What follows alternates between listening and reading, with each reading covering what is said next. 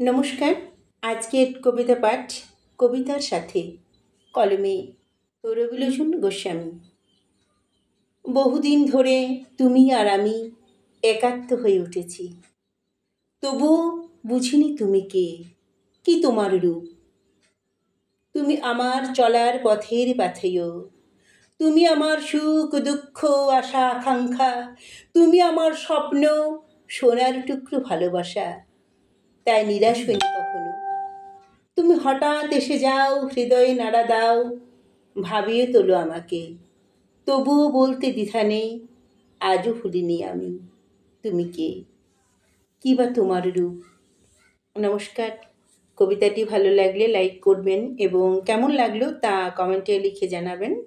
আবার এরকম কবিতা শোনার জন্য চ্যানেলটিকে অবশ্যই সাবস্ক্রাইব করবেন।